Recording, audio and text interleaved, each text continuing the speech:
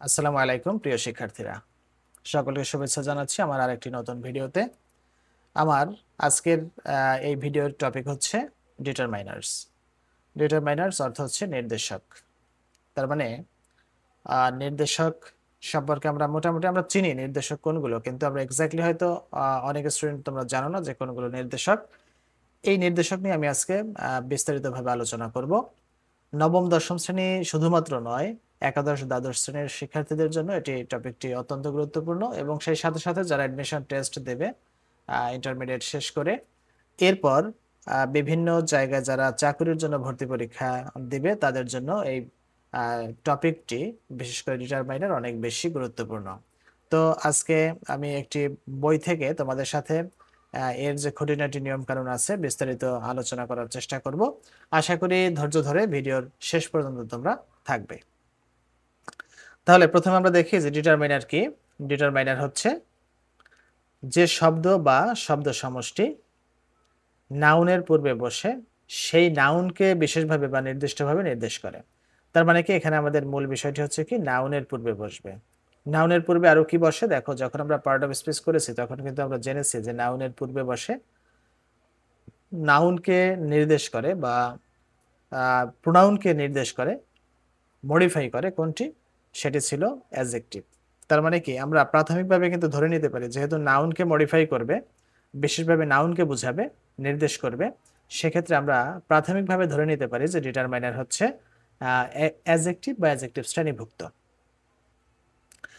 তো এখানে কি বলেছে, তাকে ডিটারমাইনার বলে, নাউনকে বিশেষভাবে বোঝাবে বা নির্দিষ্টভাবে নির্দেশ করবে। তো এখানে ইংরেজি সংজ্ঞাটা রয়েছে, যেমন আমরা একটি উদাহরণ এখানে দেখতে পাই যে the development of a country, একটি দেশ এর উন্নয়ন, দ্য ডেভেলপমেন্ট এখানে ব্যবহার করেছে, is not possible without education, শিক্ষা ছাড়া একটি দেশের উন্নয়ন সম্ভব নয়।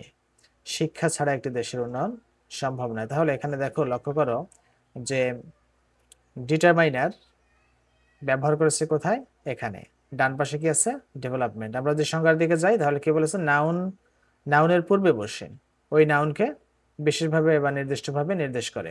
তা নাউনের পূর্বে বসেছে, ডেভেলপমেন্ট হচ্ছে অ্যাবস্ট্রাক্ট নাউন, এবং এই নাউনের পূর্বে বসেছে দি, সুতরাং দি হচ্ছে একটি ডিটারমাইনার। এরপরে দেখো আরেকটি উদাহরণ এখানে আছে, his presence is badly needed, তার উপস্থিতি অত্যন্তভাবে প্রয়োজন, মানে খুব বেশি জরুরি ভিত্তিতে তার উপস্থিতি প্রয়োজন।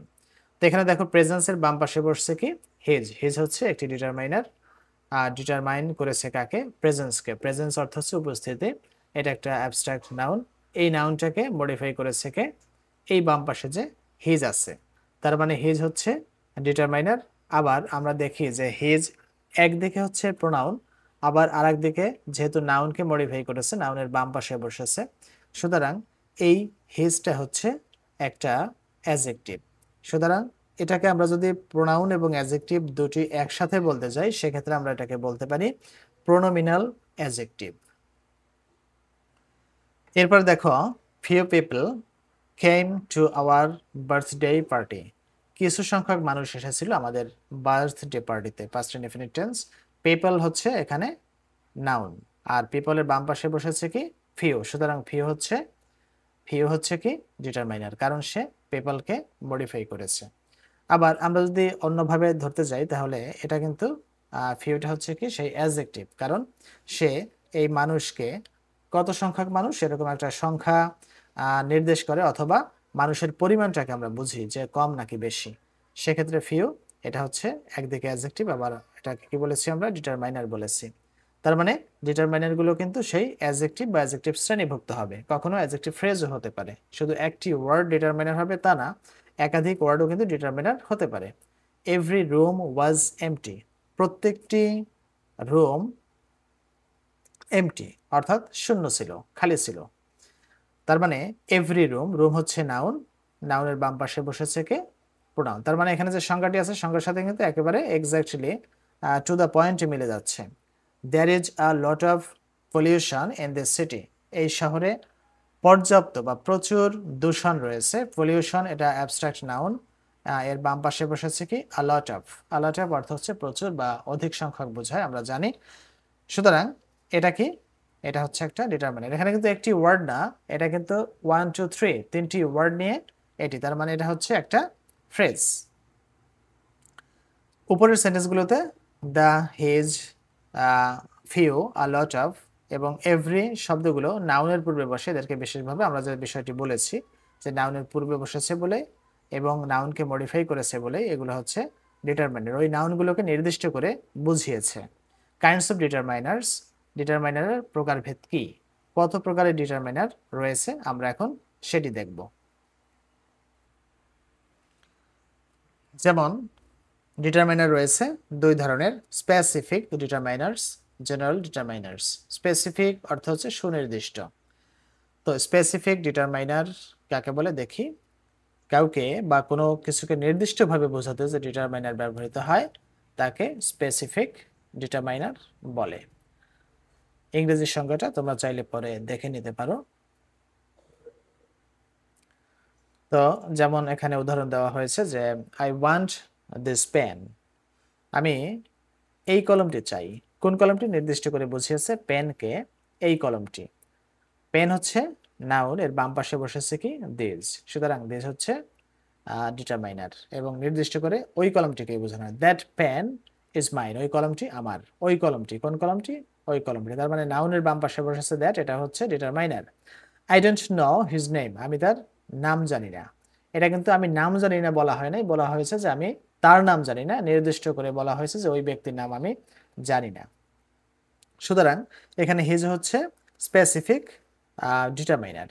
মাই পেন রাইটস ওয়েল, আমার কলম ভালো লেখে। এখানে কিন্তু নির্দিষ্ট করে আমার কলমের কথাই বলা হয়েছে, অন্য কারো কলমের কথা বলা হয়নি। উপরের সেন্টেন্সগুলোতে আমরা দেখতে পাচ্ছি দিস, দ্যাট, হিজ, মাই, এগুলো যেহেতু নির্দিষ্ট করে বোঝাচ্ছে, সুতরাং এই ওয়ার্ডগুলো হচ্ছে স্পেসিফিক ডিটারমাইনার। এরপর দেখো বিভিন্ন প্রকার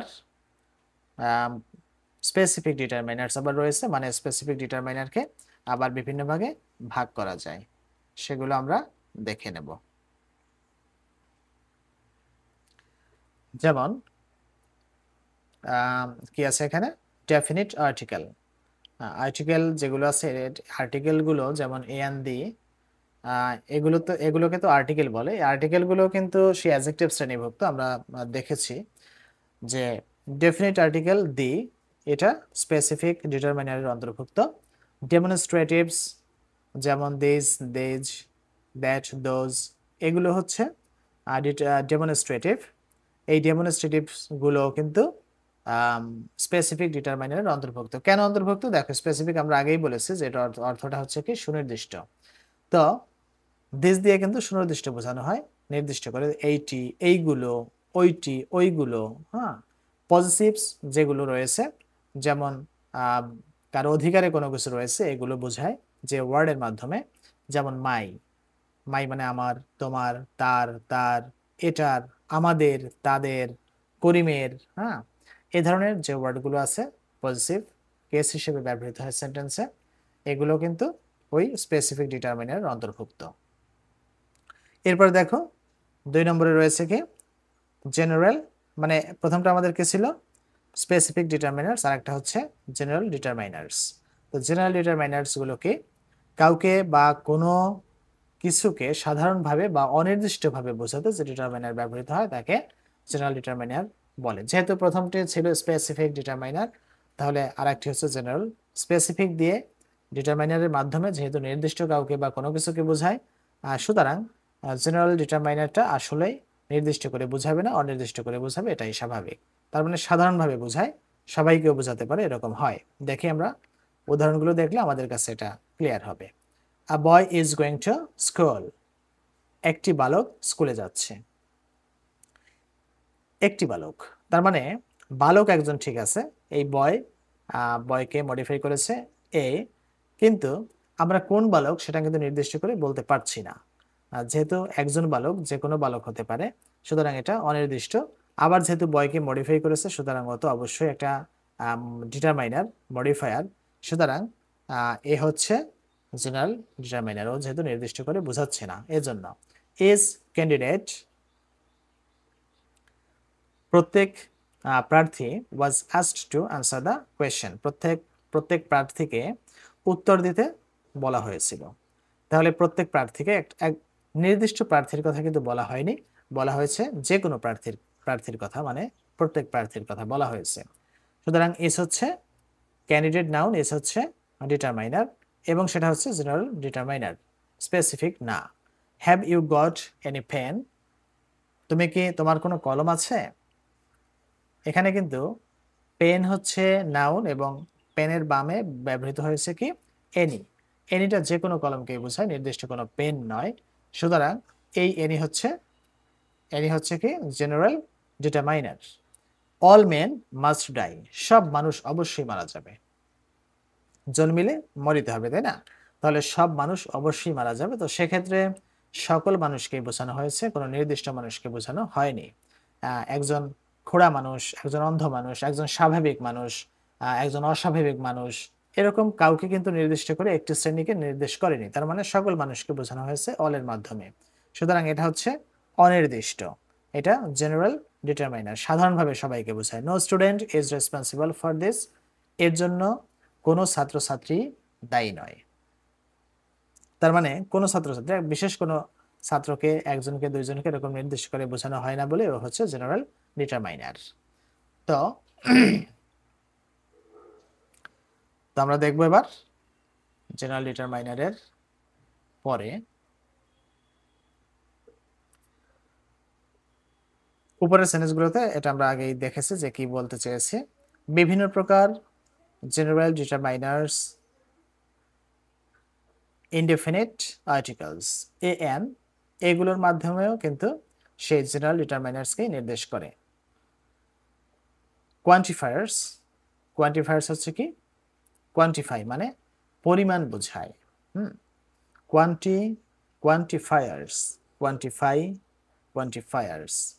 যেমন সাম বলতে কিছু বোঝায়, এনি মানে হচ্ছে যে কোনো, নো মানে হচ্ছে না, মানে কেউই না, নেই, এরকম বোঝায়। তার মানে কি যখন সংখ্যা হচ্ছে 0 তখন হচ্ছে নো, তার মানে এটাও পরিমাণ বোঝায়। এরপরে এভরি দিয়ে বোঝায় কি প্রত্যেকে।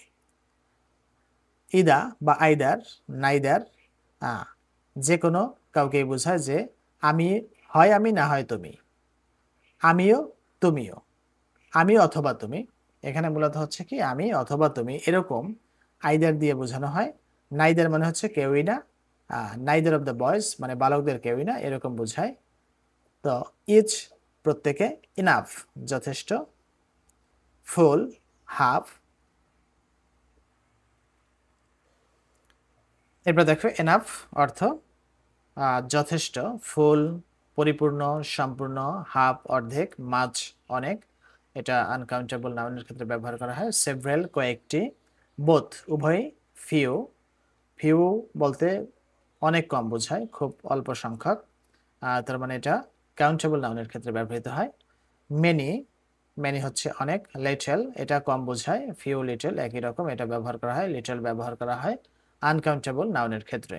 মোর অধিকতর বেশি, আরো বেশি, মোস্ট সবচেয়ে বেশি, ছাজ এরকম বা এমন, লেস অধিকতর কম, লিস্ট একেবারে কম, সার্টেন নিশ্চিত নির্ধারিত, সেম একই, আ গ্রেট নাম্বার অসংখ্য অনেক বেশি, বড় সংখ্যাকে বোঝায়। আ গ্রেট ডিল অফ প্রচুর, আ প্লেন্টি অফ বা প্লেন্টি অফ এটাও প্রচুর। আ গুড ম্যানি হচ্ছে একটা ভালো সংখ্যক, হ্যাঁ, মানে একেবারে কম না, এরকম একটা সংখ্যাকে বোঝায়। আ লার্জ নাম্বার অনেক বড় সংখ্যা। এই সবগুলোই হচ্ছে কি জেনারেল ডিটারমাইনার্স, এগুলো সব। তো কার্ডিনালস এটা হচ্ছে অঙ্কবাচক, যে সংখ্যাগুলো সরাসরি অঙ্ক বোঝায়, যেমন 1 আমরা অঙ্কে লিখতে পারি, কিন্তু a good many of large, হ্যাঁ, এগুলো কিন্তু সরাসরি আমরা অঙ্কে লিখতে পারি না। তো 1 একটি, 2 3 4 এরকম যত সংখ্যা আছে সবগুলি হচ্ছে কার্ডিনালস। এই কার্ডিনালস গুলো হচ্ছে জেনারেল ডিটারমাইনারের অন্তর্ভুক্ত। এরপরে আছে অর্ডিনাল নাম্বার, নিউমেরাল মানে অর্ডিনাল নিউমেরালস গুলো হচ্ছে এটা পর্যায়ক্রমিক, হ্যাঁ, ক্রম সংখ্যাকে বা ক্রমিক সংখ্যাকে বোঝায়। ফার্স্ট প্রথম, সেকেন্ড দ্বিতীয়, থার্ড তৃতীয়, ফোর্থ, এই যে ধাপে ধাপে একটার পর একটা বোঝায়, সেগুলোকে নির্দেশ করে এই অর্ডিনাল নিউমেরালগুলো। তারপরে কি আছে? জেনারেল অর্ডিনালস, সাধারণ যে ক্রমবাচক সংখ্যা, সংখ্যা না ঠিক, ক্রম বোঝায়, ধাপ বোঝায়। নেক্সট পরেরটি বা পরের জন এরকম বোঝায়, পরবর্তী। লাস্ট গত, আদা অন্য, অ্যানাদার অন্যটি, দ্য আদার অন্যটি, ফাদার আরো। ডব্লিউএস ডিটারমাইনার্স গুলো যেমন হোয়াট অর্থ কি, হুইচ কোনটি, হুজ কার, হোয়াট এভার যাই হোক, হুইচ এভার যেটি হোক, হোল সম্পূর্ণ, এরকম বোঝায়। তাহলে এগুলো হচ্ছে কোনটা? সেই জেনারেল ডিটারমাইনার্স এর অন্তর্ভুক্ত। কতগুলো গুরুত্বপূর্ণ ডিটারমাইনার্স এর ব্যবহার, তার মানে এগুলো আমরা ব্যবহার করব, ডিটারমাইনার্স গুলো কিভাবে ব্যবহার করব, সেগুলো গুরুত্বপূর্ণ যে ডিটারমাইনার গুলো আমরা সাধারণত পেয়ে থাকি সেগুলো এখানে আলোচনা করা হয়েছে। দেখি তাহলে আমরা মাছ এবং মেনি এর ব্যবহার। মাছ সাধারণত ব্যবহৃত হয় আনকাউন্টেবল নাউনের ক্ষেত্রে, অর্থাৎ যে নাউনগুলো গণনা করা যায় না সেক্ষেত্রে ব্যবহৃত হয় মাছ আনকাউন্টেবল নাউনের ক্ষেত্রে। এবং মেনি প্লুরাল কাউন্টেবল নাউনের পূর্বে বসে। মেনি হচ্ছে গণনা করা যায় এমন সংখ্যার পূর্বে বসে। I don't have much money, আমার অনেক টাকা নেই। এখানে দেখো লক্ষণীয় বিষয়, তা হচ্ছে মানিটা কিন্তু আমরা টাকা গণনা করতে পারি, তারপরও টাকাকে আমরা কাউন্টেবল নাউন হিসেবে মূলত ধরি না। হ্যাঁ, তো সেক্ষেত্রে টাকার পূর্বে মানে অর্থের পূর্বে ব্যবহার করে থাকি আমরা মাছ আনকাউন্টেবল নাউন।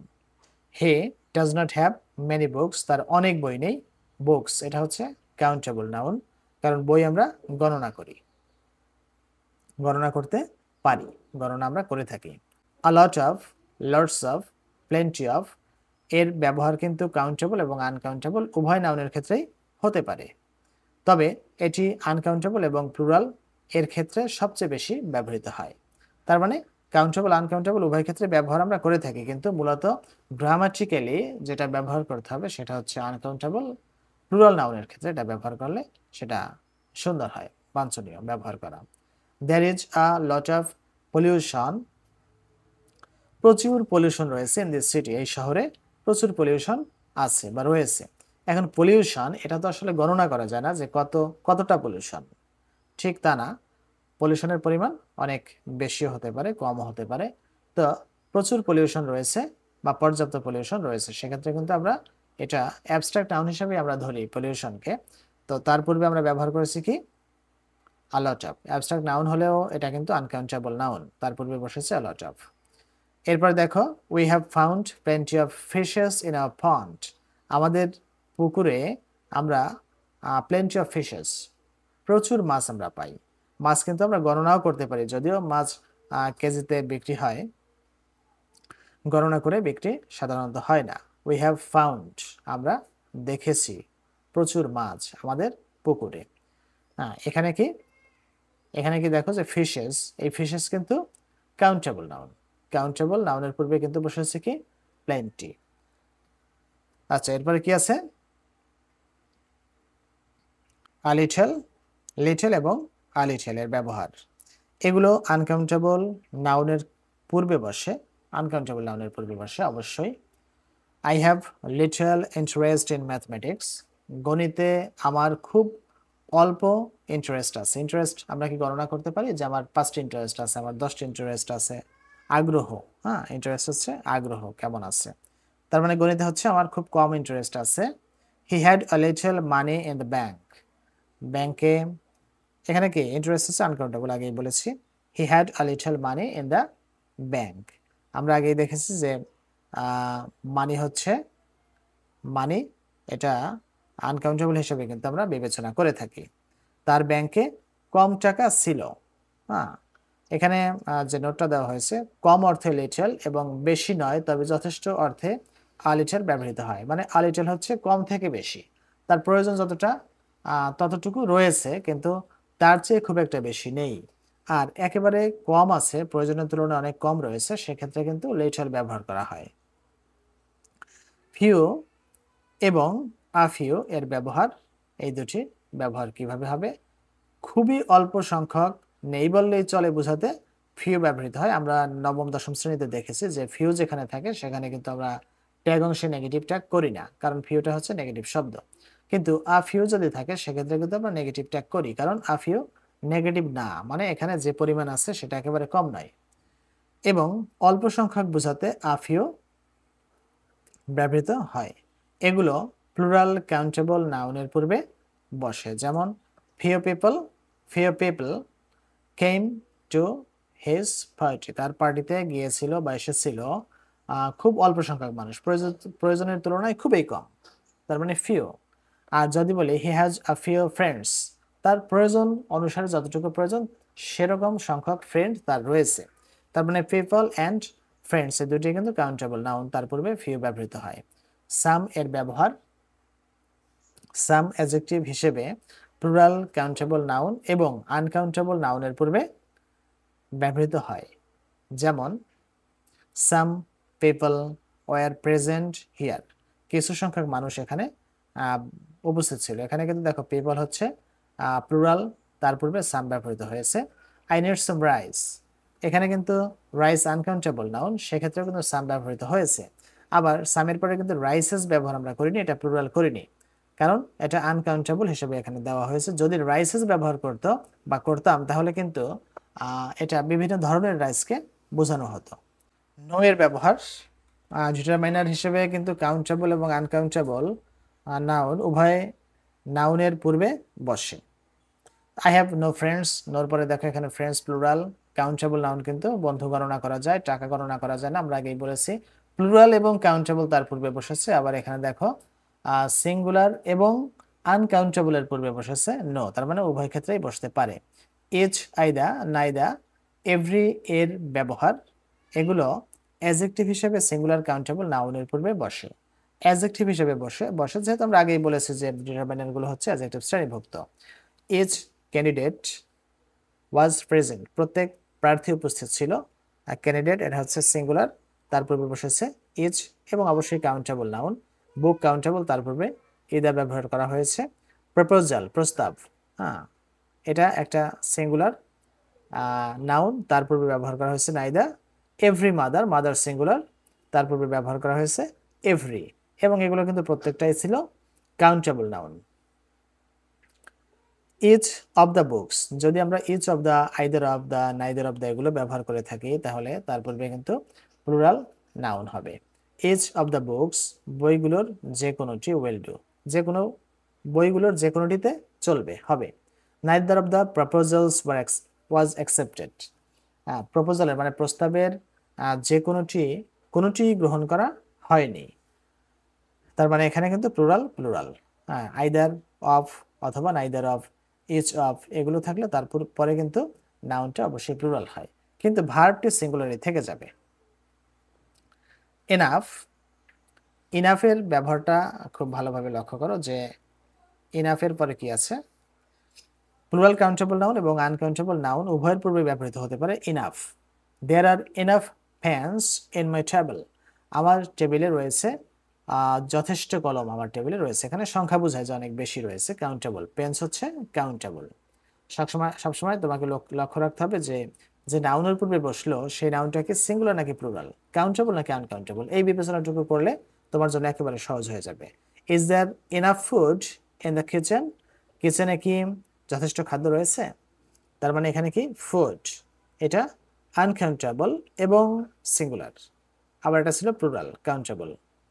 সম্পূর্ণ একটা আমরা রিভার্স দেখতে পাচ্ছি। অল অ্যান্ড হাফ এর ব্যবহার, এগুলো সরাসরি প্লুরাল কাউন্টেবল নাউন এবং আনকাউন্টেবল নাউনের পূর্বে বসে। যেমন all students are present in the class, all students সকল ছাত্রছাত্রীরা ক্লাসে উপস্থিত ছিল।